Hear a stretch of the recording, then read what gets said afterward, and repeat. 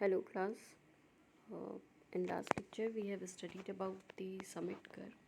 So today we are going to discuss about the vertical curve. और इसके पहले हम लोगों ने जो पढ़ा था वर्टिकल अलाइनमेंट, राइट। तो ये जो हमने वर्टिकल अलाइनमेंट पढ़ा हुआ था उसी के अंडर में हमारा आता है summit curve and valley, right.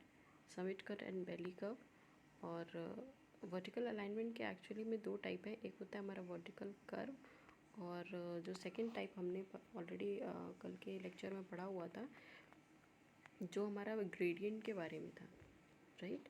ये हम लोगों ने कल की क्लास में ऑलरेडी पढ़ रखा है, तो एक बार उसको ओवरव्यू कर लेते हैं और फिर आगे की तरफ बढ़ते हैं, राइट। तो first of all vertical alignment is categorize into vertical curve and gradient, right. And vertical curve is further categorized into the summit curve and valley curve, right. Gradient is classified into four categories like ruling gradient, limiting gradient, exceptional gradient and minimum gradient. So first of all, what is gradient? So gradient is rise or fall of rate of rise or fall along the length of the road with respect to the horizontal uh, is called as gradient, right. So gradient जो है हमारा उसको चार तरीके से classify किया गया था। रूलिंग ग्रेडियंट, तो first one is ruling gradient. तो ruling gradient is also called as design gradient. Limiting gradient is steeper than the ruling gradient. Exceptional gradient is more steeper than the ruling and limiting gradient. And the minimum gradient is the gradient of minimum value which should be provided on the road, like camber you can say. तो अगर हम देखें तो कौन सा gradient लेके हम design करते हैं, तो वो हम जो ग्रेडियंट डिज़ाइन करते हैं वो होता है हमारा क्या, रूलिंग ग्रेडियंट, ठीक है। और जैसा हमारी रिक्वायरमेंट होती है रूलिंग ग्रेडियंट हम प्रोवाइड करते हैं। जहाँ पर हम रूलिंग ग्रेडियंट नहीं दे पाते, क्योंकि रूलिंग ग्रेडियंट में अगर ऐसा होता है कि अगर हम रोड का कंस्ट्रक्शन कर रहे हैं और कॉस्ट हमारी ज़्यादा आ रही है, तो रूलिंग को हम लोग लिमिटिंग ग्रेडियंट से रिप्लेस कर सकते हैं, ठीक है। कहीं कहीं पर हमारा टोपोग्राफिकल एरिया ऐसा होता है कि हम लिमिटिंग नहीं एक्सेप्शनल प्रोवाइड करना चाहते हैं, तो एक्सेप्शनल ग्रेडियंट का मतलब हुआ कि काफ़ी स्टीपर होता है। तो अगर बहुत ज़्यादा हॉरिजॉन्टल से स्टीपर होगा तो वहाँ पर जो व्हीकल होगा उसको चलने में डिस्कम्फर्ट की प्रॉब्लम आएगी। तो इस वजह से ये डिस्कम्फर्ट से बचने के लिए हम क्या करते हैं कि ये जो एक्सेप्शनल ग्रेडियंट हम प्रोवाइड करते हैं वो मैक्सिमम टू मैक्सिमम कितना दे सकते हैं, 100 मीटर के स्ट्रेच पे हम एक्सेप्शनल ग्रेडियंट जो है वो प्रोवाइड कर सकते हैं, ठीक है। और देन आता है हमारा मिनिमम ग्रेडियंट। तो मिनिमम ग्रेडियंट मतलब वो ग्रेडियंट की वैल्यू जो मिनिमम हम जितना हमें मिनिममली देना ही देना है, लाइक कैम्बर। क्योंकि हम कैम्बर तो रोड में वैसे भी प्रोवाइड करते ही हैं, क्योंकि हमें जो ड्रेनेज की प्रॉब्लम होती है उसको शॉर्ट आउट करना होता है, ठीक है। तो ये जो हमारे ग्रेडियंट्स के बारे में थे वो हमने ऑलरेडी पढ़ रखे थे। थोड़ा सा ओवरव्यू कर लेते हैं हमारे समिट कर्व के बारे में। तो first of all what is summit curve? तो समिट कर्व जो था हमारा एक कैसा दिखता है समिट कर्व, तो हमने ये चार क्लासिफिकेशन पढ़े थे, चारों का डायग्राम भी देखा था। और जो समिट कर्व है हमारा, समिट कर्व जो है एक्चुअली में वो कॉन्वेक्स अपवर्ड, ये हमारा कॉन्वेक्स साइड हो गया और ये हो गया हमारा कॉनकेव साइड। तो summit curve is convex upward and concave downward, ठीक है। ऊपर से देखने में ऊपर वाला जो पोर्शन हमारा कॉन्वेक्स होता है और जो नीचे है वो क्या होता है, कॉनकेव होता है, ठीक। तो it is convex upward and concave downward. कौन सा हम लोग नॉर्मली प्रेफर करते हैं, तो वैसे तो बेस्ट सूटेबल देखे तो हमारा सर्कुलर शेप जो होता है समिट कर्व का वो ज़्यादा सूटेबल होता है। और प्रेफर्ड जो है हमारा वो स्क्वायर पैराबोला होता है, क्योंकि इसकी राइडिंग क्वालिटी अच्छी होती है, यूनिफॉर्म रेट ऑफ ग्रेडियंट है हमारा, इस वजह से हम स्क्वायर पैराबोला जो है वो जनरली प्रेफर्ड करते हैं, ठीक है। उसके अलावा देखिए जो एक एडवांटेज है जो बहुत बड़ा समिट कर्व में, कि हमें चलने में, हमें ड्राइव करने में किसी भी तरीके का डिस्कम्फर्ट नहीं होता है। क्योंकि मान लीजिए ये हमारा हॉरिजॉन्टल सरफेस पे सपोज़ अगर ये वाई राइज पर है, ठीक है, और यहाँ पर हमारा व्हीकल है वो जब मूव करता है समिट कर्व पे, तो हमें प्रॉब्लम इसलिए नहीं होती है क्योंकि यहाँ पर जो वेट है वो डाउनवर्ड एक्ट कर रहा है डब्लू, और ये जो अपवर्ड है वेट के ऑपोजिट में ये हमारा लग रहा होता है सेंट्रीफ्यूगल फोर्स। तो इस वेट को काउंटर बैलेंस करने के लिए हमारे पास सेंट्रीफ्यूगल फोर्स होता है, ठीक है। तो वेट जो है वो सेंट्रीफ्यूगल फोर्स से हमारा काउंटर बैलेंस हो रहा है, तो इस वजह से डिस्कम्फर्ट की जो प्रॉब्लम होती है वो हमारी रिजॉल्व हो जाती है समिट कर्व में। जबकि अभी हम जब वैली कर्व पढ़ेंगे तो वैली कर्व में हमें ये प्रॉब्लम देखने को मिलेगी, डिस्कम्फर्ट वाली। तो एक बार हम जो है वैली कर्व शुरू करते हैं। सबसे पहले तो वैली कर्व जो है हमारा, एक तो देखने में भी वो वैली के तरीके का ही होता है, ठीक है, जैसे ये वैली हो गया, राइट। तो देखने में भी ये वैली के तरीके का होता है, लेकिन अगर हम इसको डिफाइन करें तो कैसे करेंगे, जैसा हमने समिट कर्व में देखा था कि कॉन्वेक्स साइड अपवर्ड थी और कॉनकेव डाउनवर्ड थी। अब हम इसमें देख सकते हैं कि ये जो कॉनकेव है, कॉनकेव वाली जो साइड है वो अपवर्ड है और ये जो कॉन्वेक्स वाली साइड है वो डाउनवर्ड है, ठीक है। ये हमारा वैली कर्व का एक प्रॉपर्टी हो गया। बाकी वैली कर्व जो है वो यूजुअली दो ट्रांजिशन कर्व को मिला करके बना होता है, ठीक है, जो कि इक्वल लेंथ के होते हैं, ठीक। और उसके बीच में हम क्या करते हैं, एक तरीके से देखें तो सर्कुलर कर्व प्रोवाइड कर रहे हैं। जैसे हमने इसके पहले ट्रांजिशन कर्व भी पढ़ा था, तो हमने क्या देखा था कि दो डिफरेंट फेजेस थे, लाइक एक स्ट्रेट रोड थी और एक हमारी सर्कुलर रोड थी, और बीच में हमने किस फेज़ का यूज़ किया था, ट्रांजिशन फेज़ का यूज़ किया था। तो वही ये कह रहा है कि यहाँ पर देखने में ये ऐसा लगता है कि दो ट्रांजिशन कर्व को ही मिला करके ये बना हुआ है, जिसके बीच में कौन सा कर्व यूज़ हुआ है, सर्कुलर कर्व, ओके। थर्ड बात ये है कि कौन सा शेप है जो हम प्रेफर करते हैं, तो हम प्रेफर करते हैं क्यूबिक पैराबोला, राइट। क्या प्रेफर करते हैं, cubic parabola. Cubic parabola shape जो है वो जनरली हम प्रेफर करते हैं, और ऐसा इसलिए करते हैं प्रेफर क्योंकि जो सेंट्रीफ्यूगल फोर्स होता है हमारा वो ग्रेजुअली एक्ट करता है। अगर सडन एक्ट करेगा तो हमें जर्क की प्रॉब्लम से, मतलब जर्किंग की प्रॉब्लम हो सकती है, डिस्कम्फर्ट हो सकता है। तो हम ऐसा चाहते हैं कि सेंट्रीफ्यूगल फोर्स जो है वो ग्रेजुअली एक्ट करे, ना कि सडन। तो क्यूबिक पैराबोला ऐसा शेप होता है जहाँ जब हमें जो सेंट्रीफ्यूगल फोर्स होता है वो ग्रेजुअली इंट्रोड्यूस होता है, ठीक। दूसरी बात ये है कि जैसे मान लीजिए हमारा वैली कर्व है और यहाँ पर हमारी व्हीकल है वैली में, तो एक जो डिस्कम्फर्ट पैसेंजर को क्रिएट होती है या ड्राइवर को क्रिएट होती है, वो इस वजह से होती है क्योंकि ये जो वेट होता है इस व्हीकल का, वो हमारा डब्लू नीचे की तरफ एक्ट करता है, और जो सेंट्रीफ्यूगल फोर्स होता है वो हम जानते हैं कि सर्कुलर में आउटवर्ड जो होता है, सर्कुलर फेज में आउटवर्ड डायरेक्शन में सेंट्रीफ्यूगल फोर्स लगता है। तो ये सर्कल का आउटवर्ड भी जो हमारा है वो हमारा कहाँ पर है, सर्कल का जो ये आउटवर्ड है ये भी हमारा सेंट्रीफ्यूगल फोर्स नीचे की तरफ ही एक्ट कर रहा है। यानी कि यहाँ पर दोनों फोर्सेस लाइक वेट और हमारा सेंट्रीफ्यूगल फोर्स, ये दोनों का दोनों ही नीचे की तरफ एक्ट करता है, ठीक है, दोनों डाउनवर्ड एक्ट कर रहा है, जिसकी वजह से हमें डिस्कम्फर्ट की प्रॉब्लम जो है फेस करनी पड़ती है वैली कर्व में, राइट। तो ये तो कुछ इंट्रोडक्शन थे हमारे वैली कर्व के बारे में। अब हम ये देख लेते हैं कि डिज़ाइन करने के लिए क्या क्या क्राइटेरिया है, किन किन फैक्टर्स को हमें ध्यान में रखना होता है जब हम वैली कर्व को डिज़ाइन करते हैं तब, ओके। तो फर्स्ट ऑफ ऑल हम जो देखते हैं वैली कर्व में वो है हमारा हेडलाइट साइड डिस्टेंस, HSD बोलते हैं इसको, ठीक है। हेडलाइट साइड डिस्टेंस को ध्यान में रखते हैं क्योंकि आप सिंपली ये सोचो कि अगर हमारा वैली है और व्हीकल हमारा यहाँ पर है, ठीक है, तो हमारी विजिबिलिटी पूरी यहाँ तक नहीं होती। विजिबिलिटी कहाँ पर तक होगी, जो इस व्हीकल का हेडलाइट होगा, और हेडलाइट की विजिबिलिटी जहाँ तक होगी वहीं तक हम भी देख सकते हैं, ठीक है। और ये बात हो रही है ड्यूरिंग नाइट, ये रात के समय की बात हो रही है, ड्यूरिंग नाइट टाइम की बात हो रही है, ठीक है, क्योंकि रात में ही ऑब्वियस सी बात है कि रात में ही हम हेडलाइट का यूज़ करते हैं। तो ये जो HSD वाली डिस्टेंस होती है ये बात हम कर रहे हैं रात के दौरान की, ड्यूरिंग नाइट टाइम, ठीक। तो फर्स्ट क्राइटेरिया तो हमारा ये हो गया HSD का। और दूसरा हम लोग जो चीज़ ध्यान में रखते हैं वो रखते हैं मोटरिस्टिक कंफर्ट, मतलब कंफर्ट वाला फैक्टर हम ध्यान में रखेंगे।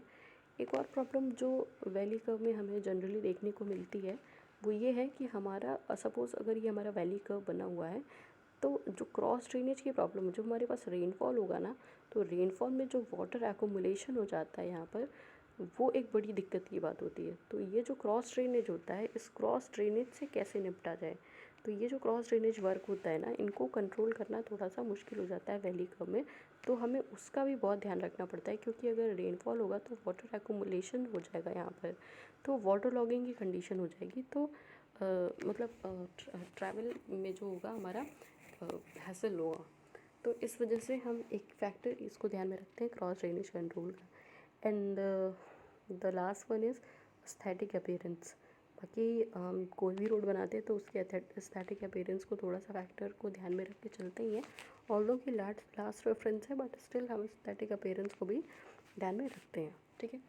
एक और बात यहाँ पर बताना चाहती हूँ कि जो ओवरटेकिंग साइड डिस्टेंस होती है OSD is not at all problem in valley curve. जैसे मान लीजिए अगर ये हमारा वैली कर्व है और अगर यहाँ पर कोई व्हीकल किसी व्हीकल को ओवरटेक करना चाहती है तो उसमें कोई दिक्कत नहीं आनी चाहिए, ना ही तो कोई दिक्कत आती है। ऐसा इसलिए क्योंकि OSD जो होगा हमारा यहाँ पर ओवरटेकिंग साइड डिस्टेंस, वो किस चीज़ पर डिपेंड करता है भाई, विजिबिलिटी पे डिपेंड करता है, ठीक है, कि हम कहाँ तक व्हीकल्स को देख पा रहे हैं। क्योंकि जब हमने OSD भी पढ़ा था तो याद होगा आपको कि हमने व्हीकल ए जो है वो बी को ओवरटेक कर रहा है, तो ए जो है जब वो अपना लेन को चेंज करता है तो वो ये देखता है कि ऑपोजिट लेन से कोई व्हीकल आ रही है कि नहीं आ रही है। तो ये सारा फैक्टर क्या है, विजिबिलिटी का है। तो ओवरटेकिंग साइड डिस्टेंस जो है वो हमारी वैली कर्व में कोई प्रॉब्लम नहीं होती, हमें वैली कर्व में भी हम ओवरटेक कर सकते हैं। लेकिन हमें सिर्फ इस बात का ध्यान में रखना होता है कि हेडलाइट से हम कितना देख पा रहे हैं, ठीक है। तो हेडलाइट HST जो होगा वो हमारी कंसिडरेबल डिस्टेंस होगी, otherwise not at all problem in valley curve OSD। तो ये तो हमारे कुछ बेसिक चीज़ें थी। बाकी हम यहाँ पर एक ग्रेडियंट के बारे में देख लेते हैं कि हम कैसे इस चीज़ को, जैसा कि कल हमने 4 केसेस लिए थे, उसी तरीके से वैली कर्व में भी हमारे केसेस हैं कि जब हमें क्वेश्चन पूछता है तो हमें वहाँ पर ये नहीं बता पाता है कि वैली कर्व है कि समिट कर्व, ये हमें खुद ही फाइंड आउट करना होता है। तो पहले हमने कल जैसे 4 केसेस लिए थे, वहाँ पर एक यहाँ पर भी, क्योंकि हमें पता ही है कि हमें ग्रेडियंट किस तरीके से बनाना है। तो अगर कहीं पर ये बोलता है कि आपको एक डाउन ग्रेडियंट दिया हुआ है, डाउन ग्रेडियंट मतलब वो ग्रेडियंट नीचे की तरफ आ रहा है, तो ये हो गया आपका -N1%, ठीक है। माइनस इसलिए क्योंकि ये ग्रेडियंट डाउन ग्रेडियंट है, ठीक है। और फिर बोलते हैं कि एक ग्रेडियंट जो है वो ऊपर की तरफ जा रहा है, तो ऊपर जा रहा है तो ये प्लस हो जाएगा, और दूसरा ग्रेडियंट है इसलिए हमने इसको N2 बोल दिया है। ग्रेडियंट को परसेंटेज में रिप्रेजेंट करते हैं तो +N2% हमने कर दिया। अब क्या करना है, हमें इस एंड को इस एंड से मिलाना है। तो ये जो हमने एंड मिला लिया तो ये हमें क्या शेप मिला, वैली का शेप मिला। इसका मतलब है कि ये जो हमारा कर्व होगा वो कैसा होगा, वैली कर्व होगा। बाकी ये जो डेविएशन n की वैल्यू हम निकालते हैं तो n इज़ इक्वल टू दोनों का डिफरेंस लेना है हमें, तो -N1 -N2 ये हो गया हमारा। तो हम चाहें तो यहाँ पे माइनस कॉमन ले लें और ये हो जाएगा हमारा N1 + N2, ठीक है। इस तरीके से हम कैपिटल N की वैल्यू को जो है वो फाइंड आउट कर सकते हैं, ठीक। अब हम बढ़ते हैं इसमें आगे की तरफ, इसकी डेरिवेशन पे। तो आ जाते हैं कि अगर हमें लेंथ कैलकुलेट करनी है, length of the valley curve, तो length of the valley curve हम किस तरीके से कैलकुलेट करेंगे। तो सबसे पहला हमने जो क्राइटेरिया रखा हुआ है length of the valley curve calculate करने के लिए, वो है हमारा कंफर्ट की कंडीशन पे, कि कंफर्ट कंडीशन को ध्यान में रखना है। तो हमारी length of the valley curve क्या आएगी, तो रादर देन हम ये पूरा फार्मूला हमें सिर्फ सिंपल फार्मूला देख लेते हैं कि जो हमारी length of the valley curve आ रही है वो कितनी आ रही है। Length of the valley curve calculate करने पे आ रही है 0.38 √n × v का क्यूब, वेयर v जो है हमारा वो kmph में है, और n की जो वैल्यू है, n जो है वो हमने अभी इसके पहले देखा था, जो डेविएशन था, ठीक है, जो हमारे ग्रेडियंट्स थे उन ग्रेडियंट्स के बीच का डिफरेंस है कैपिटल N, ठीक। ये डेविएशन एंगल जिसको हम बोलते हैं। तो ये हमारी लेंथ ऑफ द वैली करवा के कंफर्ट के बेसिस पे, ठीक है। उसके बाद हम आ जाते हैं सेकंड कंडीशन पे। सेकंड कंडीशन जो है वो हमारी हेडलाइट साइड डिस्टेंस के बेसिस पे है, कि हेडलाइट HST को हम ध्यान में रखते ही हमने बताया अभी। तो दूसरा केस है हमारे पास कि हेडलाइट साइड डिस्टेंस के बेस पे। तो इसमें हम 2 केसेस मान के चलते हैं, जैसा कि कल हम समिट कर्व में भी मान के चल रहे थे कि length of the curve is greater then side distance and less than side distance.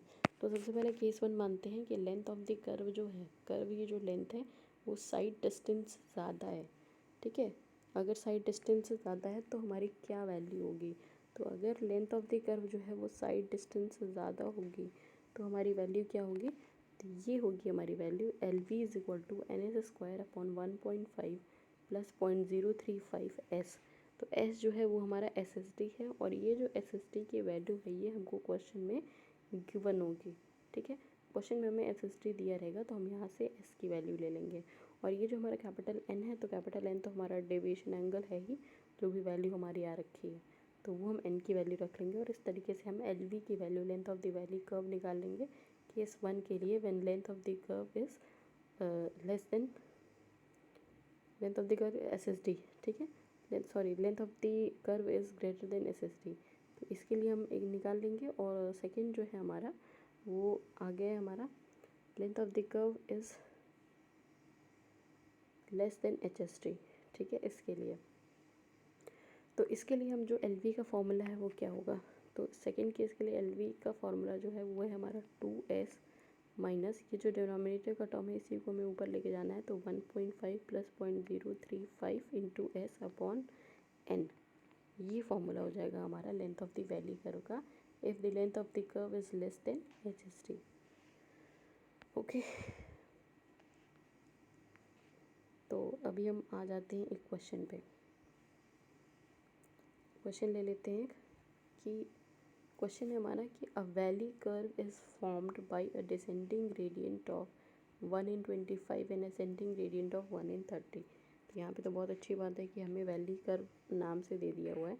तो हम एक बार क्या करते हैं इसका स्केच बनाते हैं कि हमारा एक डिसेंडिंग ग्रेडियंट है, ठीक है। डिसेंडिंग ग्रेडियंट कितने का है 1 in 25, ठीक। अ valley curve is formed by descending gradient of 1 in 25 and ascending gradient of 1 in 30, ascending gradient of 1 in 30, ठीक है। तो ये हमारा बन गया वैली का और ये हमारा आ जाएगा डेविएशन कैपिटल एन। तो जब हम कैपिटल एन की वैल्यू निकालेंगे तो ये असेंडिंग है, ये डिसेंडिंग है, तो -1/25 और ये हमारा हो जाएगा प्लस, ठीक है। तो n की वैल्यू हम निकाल लेंगे तो ये आ जाएगी हमारे 1/25, ये इसको हम जब कैलकुलेट कर लेंगे तो ये हमारी n की वैल्यू आ जाएगी डेविएशन की 0.073, ये हमारी कैपिटल n की वैल्यू आ गई। अब सबसे पहले तो देखो यहाँ पर क्वेश्चन में दिया हुआ है ना, क्वेश्चन क्या बोल रहा है कि अ valley curve is formed by a descending gradient and ascending gradient. तो हमने यहाँ से कैपिटल एन की वैल्यू निकाल ली, इसका काम बस यहीं तक था। अब हमसे क्वेश्चन में कह रहा है कि design the length of valley curve to fulfil both comfort and headlight side distance if v is equal to 22.22 metre per second and f is equal to 0.35। ठीक है, हमारी प्रॉब्लम तो सॉल्व ही कर दी इसने क्वेश्चन में बोल ही दिया है कि लेंथ ऑफ वैली कर्व निकालिए और कंफर्ट और हेडलाइट साइड डिस्टेंस दोनों के बेसिस पे, जबकि v की जो वैल्यू है वो हमें मीटर पर सेकेंड में दे रखी है। तो अब हमें क्या करना है, करना ये है कि सबसे पहले हम केस 1 ले लेंगे based on the comfort condition. तो based on the comfort condition formula हमने पढ़ाई है, L V is equal to 0.38 N V cube. अब बस मुद्दे की बात ये है यहाँ पे कि जो v की वैल्यू है वो हमने वहाँ पर किस में लिखी हुई थी v की वैल्यू। यहाँ पर देखो v की जो वैल्यू है वो kmph में थी, ठीक है। ये यहाँ पर v की वैल्यू जो थी वो kmph में थी, ठीक है। तो थोड़ा हमें इन्हीं सब चीज़ों का यहाँ पे ध्यान रखना है क्योंकि यही सारी गलतियाँ जो हैं, कब हमें मीटर पर सेकेंड में रखना है, कब हमें kmph में रखना है, थोड़ा सा इस चीज़ को ही हमको ध्यान में रखना है यहाँ पे। तो ये जो हमारा एल वी का फॉर्मूला हो जाएगा केस 1 का 0.38 under root N V cube. तो 0.38 एन की जगह पे हमने क्या देखा 0.073 आ गया है और v की जगह पे ये जो हमारा 22.22 है ना, ये मीटर पर सेकेंड में है। अब इसको हम kmph में चेंज करेंगे, तो kmph में जब इसको चेंज करोगे तो इसको एक बार कन्वर्जन कर लेना अपने हिसाब से, ठीक है। तो कुछ नहीं करना, सीधे 10⁻³ से मल्टीप्लाई करके, मतलब पहले हम क्या करते थे मीटर पर सेकेंड में, जब हमारी चीज़ें kmph में दी होती थी किलोमीटर पर आवर में, तो 1000/3600 करते थे। यहाँ पे उल्टा करना है, यहाँ पे मीटर पर सेकेंड से kmph में चेंज करना है, तो वहाँ पे हम लोग 3600 से डिवाइड कर देते, यहाँ 3600 से मल्टीप्लाई कर दो। वहाँ पे 1000 से हम लोग मल्टीप्लाई करते थे, यहाँ 1000 से डिवाइड कर दो। तो ये जो हमारी एल वी की वैल्यू होगी केस 1 से 73.45 मीटर करीब आ गई है, ठीक है। ये हमने देख लिया based on the comfort condition. Now moving to the second condition which is based on the headlight side distance. तो ये जो हमारा एच एस टी पे बेस्ड है, तो उसमें भी हमने दो केसेस लिए थे कि if length of the valley curve is greater then H S T and second जो हमें था हमारा length of the curve is less than H S T, ठीक है। तो अब देखो यहाँ पर जो हम केस 2 में अजम्पशन लेके चल रहे हैं वो तो टोटली अजम्पशन ही है, क्योंकि लेंथ ऑफ द कर्व जो कंडीशन हमें को दी हुई है वो length of the curve is greater than S S T. ये बात तो अभी हमें पता ही नहीं है कि length of the curve is greater than S S T और less than S S T, ये अभी हम नहीं जानते हैं। लेकिन ठीक है, नहीं जानते हैं तो हम ये अजम्पशन लेके चलेंगे, क्योंकि हमें इसी से वैल्यू को फाइंड आउट करना होगा। ठीक है, तो एल वी हम ये मान के चलते हैं कि if length of the valley curve is greater than S S T, assumption है ये हमारा। ठीक है, अब क्वेश्चन में एक चीज़ और हमें देखनी है, एस एस टी की वैल्यू हमको दी नहीं हुई है। ठीक है, तो कोई दिक्कत है, अगर हमें नहीं दी हुई है तो कोई दिक्कत की बात नहीं है, हमें एस एस टी कैसे निकालना है ये तो हमें पता ही है। एस एस टी का फॉर्मूला, तो एस एस टी का फॉर्मूला हमारा क्या है, v into t plus v square upon 2GF। ये फॉर्मूला हमने पहले ही पढ़ा हुआ है एस एस टी को कैलकुलेट करने का। फिर v is velocity in metre per second, तो नो वरी, वी की वैल्यू जो है वो 22.22 तो हमें क्वेश्चन में दिया हुआ है मीटर पर सेकेंड में। T is the reaction time, और reaction time S S T के केस में कितना होता है 2.5 सेकेंड। ठीक है, एफ़ की वैल्यू, हमें एफ़ की वैल्यू क्वेश्चन में 0.35 दे रखी है, जी इज़ 9.81 एज़ यूजुअल। यहाँ से हम क्या करेंगे, एस एस टी की वैल्यू को कैलकुलेट करेंगे। तो यहाँ पर जब हमने एस एस टी की वैल्यू निकाली है तो वैल्यू क्या आई है, एस एस टी की वैल्यू कैलकुलेट करने पे वैल्यू आ रही है हमारी 127.44 मीटर। ये हमारी वैल्यू जो है वो किसकी है, एस एस टी की है, ये वैल्यू एस एस टी की है। ठीक है, अब क्योंकि क्वेश्चन में आपसे क्या पूछ रखा है, देखो क्वेश्चन में पूछा हुआ है कि कंफर्ट कंडीशन और एच एस टी पे हमको वैल्यू निकालनी है। तो कंफर्ट कंडीशन के हिसाब से तो हमने निकाल ली, 73.45 आ गया। अब हम निकालेंगे कंफर्ट के बेसिस पे, और उसके लिए हमने पहले केस वन की वैल्यू निकाल ली है। तो अब ये जो हमारा पहला केस वन है, सॉरी केस वन का अभी हम निकालेंगे, एस एस टी हमने निकाल लिया है। तो ये जो हमारा फॉर्मूला है length of the valley curve, L V is equal to N square upon 1.5.035 into S. ठीक है, 0.035 इंटू एस। तो एन की जो वैल्यू है तो हमने लिख लिया हुआ है 0.073, कैलकुलेटेड वैल्यू है हमारी। एस की वैल्यू है 127.44 जो कि हमने अभी निकाली है, और क्योंकि एस का स्क्वायर है तो हमें इसको स्क्वायर में कर देना है, upon 1.5 plus 0.035 into S. S is what, S जो भी हमने निकाला है एस एस डी, ये हमारा कितना 127.44। और इस तरीके से जब हम एल वी की वैल्यू निकालेंगे तो वैल्यू क्या आ जाएगी 198.95 मीटर। ठीक है, 198.95 मीटर। तो ये जो हमारी वैल्यू है वो सेकेंड कंडीशन पर आ गई है, राइट। तो ये जो हमारा क्वेश्चन था वो वैली कर्व से रिलेटेड था। ठीक है, तो आई होप कि अभी ये सारी चीज़ें जो हैं आपको वैली कर्व और समिट कर्व को लेके क्लियर हो गई होंगी, जो भी हमारी वैल्यूज़ आ रही हैं। ठीक है, तो this is all from the vertical curve, और वर्टिकल कर्व में अभी कुछ है नहीं। और वर्टिकल कर्व और समिट कर्व में हमें क्या करना है कि what is vertical curve and what is summit curve, इस चीज़ को याद रखिए। इनका डेरिवेशन तो इम्पॉर्टेंट नहीं है, अगर एग्जामिनेशन के पॉइंट ऑफ व्यू से देखें तो हमें फार्मूलाज को थोड़ा सा याद रखना होगा कि कब कौन सा फार्मूला लगा रहे हैं। और दूसरी हमें ये चीज़ याद रखनी है कि बहुत सारी वैल्यूज़ हैं जो कंफ्यूजिंग है थोड़ी, कि कब हमें मीटर पर सेकेंड में लेना है, कब हमें KMPH में लेना है। तो उस चीज़ को भी थोड़ा सा हमें ध्यान रखना होगा, और वो चीज़ें हमें प्रैक्टिस से ही आएंगी। तो अभी जितने भी क्वेश्चन रिलेटेड है हमारे समिट कर्व से और वैली कर्व से, वो ऑलमोस्ट हमने जो है उसमें समझा दिया है। और आई होप कि समझ आ ही गया होगा। नहीं भी समझ आया होगा तो आप जो है आप कमेंट सेक्शन में पूछ सकते हैं क्वेश्चन, और ये पॉसिबल वे जितने भी थे क्वेश्चन के वो बता दिए गए हैं। और ठीक है, देन एक चीज़ और बच रही है, वो मैं थोड़ा सा आपको समझा देती हूँ। ये हमारा effect of gradient on horizontal curve. Okay,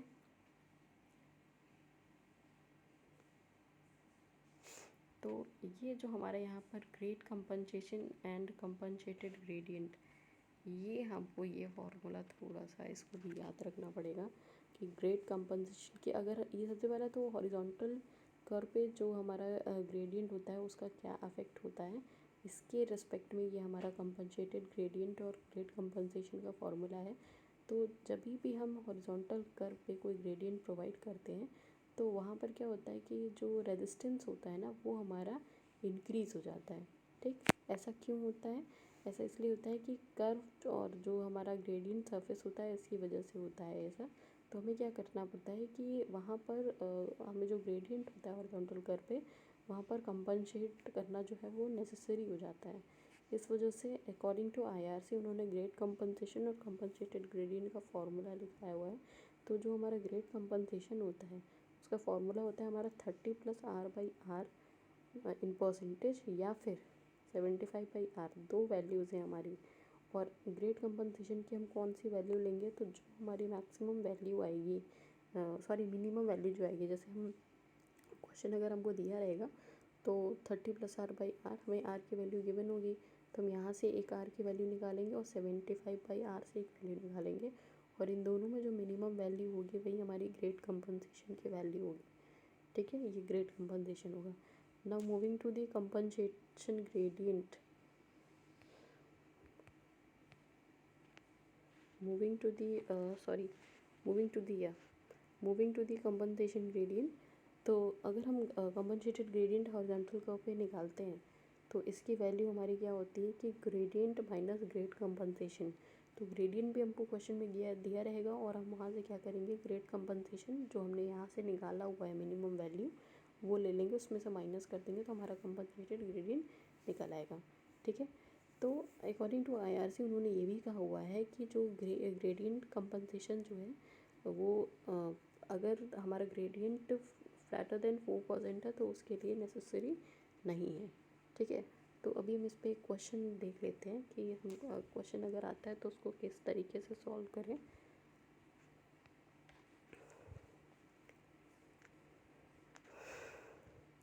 तो एक क्वेश्चन ले लेते हैं। देखिए पहला क्वेश्चन है हमारा इस पर कि while aligning a hill road with ruling gradient of 6%। देखिए इसमें ग्रेडियंट की वैल्यू 6% दी हुई है। ठीक है, 6 horizontal curve of radius 60 meter, R की वैल्यू हमको 60 मीटर दी हुई है। Find compensated gradient.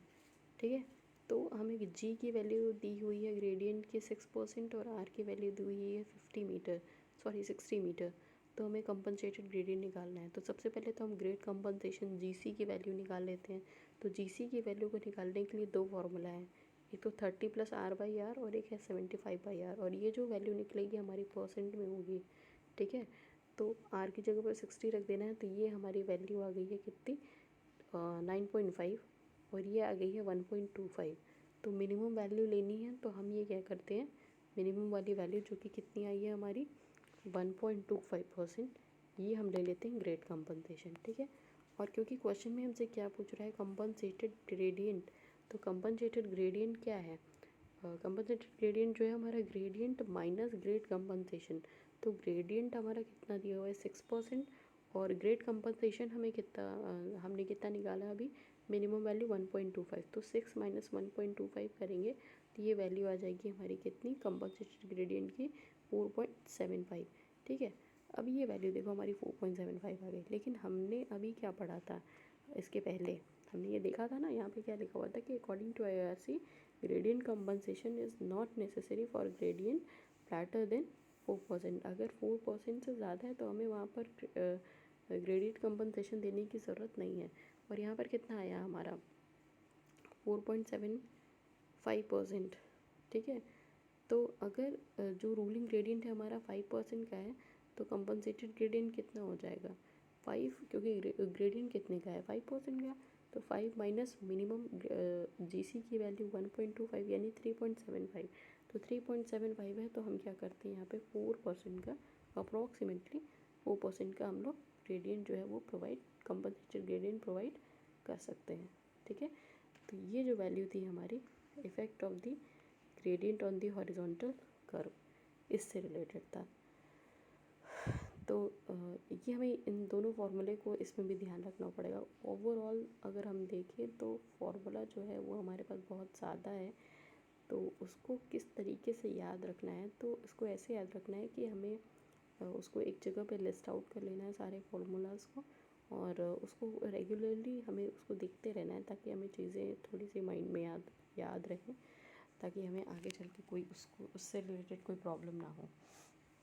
ठीक है, तो ओवरऑल हमने इस ट्रांजिशन कर्व के बाद effect of gradient on horizontal curve और valley curve and summit curve ये देखा है। तो आपको अगर कोई प्रॉब्लम होगी तो यू कैन आस्क। सो ठीक है then, thank you so much for watching this and take care.